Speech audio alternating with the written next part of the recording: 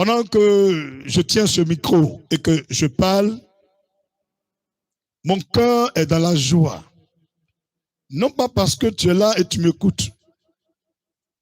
Parce que Dieu, le vrai Dieu, a décidé à cette heure encore de faire quelque chose de grand, de faire quelque chose de merveilleux et de surprendre l'entendement des gens. Avant quoi que ce soit, j'aimerais que vous capturez l'heure et la date. Gardez bien cette photo, cette image ou cette vidéo. Gardez très bien. Les gens seront surpris avant d'être surpris.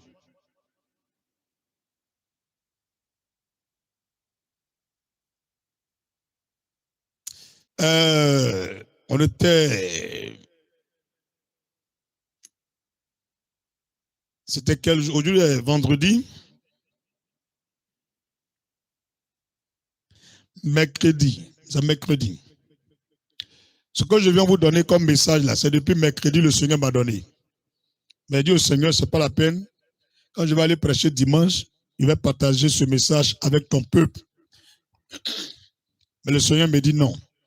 Il dit, Père, tu sais, notre pays actuellement, il y a la fête, les gens vont célébrer l'indépendance, tout. Ils vont penser que je cherche quelque chose. Il dit, mon fils, va prêcher. Il dit, ah, message. C'est quel message? Il y a écrit là, voilà ça. Il est devant moi ici. Il dit, va leur dire. Il dit, bon. Dimanche, en fait, il négocie pour dimanche, quoi. Je vais aller en parler en même temps. Il dit non.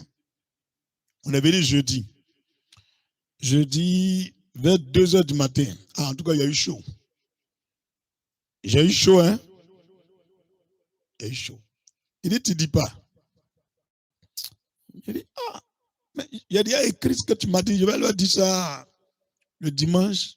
Il dit, non, ça c'est pas pour dimanche. Il faut partir leur dire. Donc j'étais là le matin, je tourne sur moi-même. Il a allumé un peu la télé. Je vous assure, hein, il dit éteins la télé. Tu n'as pas besoin de regarder la télé. Tu sais les choses avant les gens. Il ne faut pas regarder ça là. Il dit aïe. Il dit il ne faut pas regarder aussi. Il faut éteindre. Il a éteint. J'ai pris mon téléphone, je suis battu sur YouTube pour voir les infos là-bas selon l'actualité un peu. Pour voir 2-3 choses. Il me dit depuis quand tu fais ça, il faut quitter là-bas. Bon, je suis rentré dans l'application Bible. J'ai pris ma Bible, commencé à lire. Il n'a rien dit. Elle est finie, je suis sorti de là. Je suis allé vers ma fille, elle dormait. Je lui ai fait un petit câlin.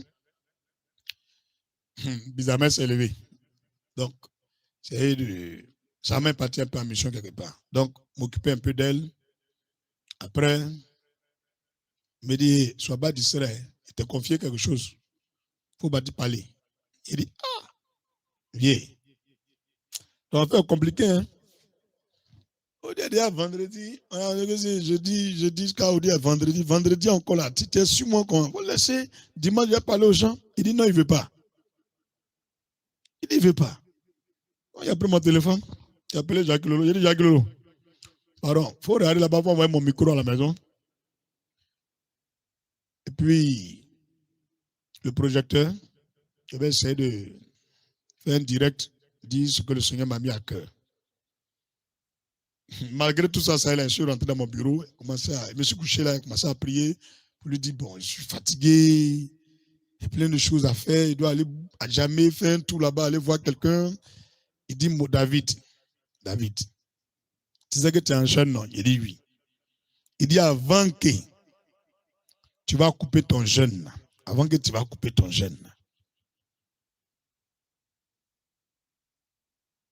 faut pas dire par là, mon peuple. Je dis, ouais, ça m'a fait bizarre. Il n'y a pas de problème. Comme jour d'indépendance, là, cette fois-ci, tu ne veux même pas comment arriver à mettre un samedi et puis dimanche. Il n'y a pas de problème, il y a les bails. Toi, tu sais que mon cœur est baba, il n'y a pas peur de quelque chose. Donc, il y a les bails. Donc, c'est dans ça, là, il y a connecté le téléphone, là. Il y a les bails, le réseau fait bizarre, jusqu'à la fin, le chien m'a dit, hey, ça fait bizarre ou ça ne fait pas bizarre.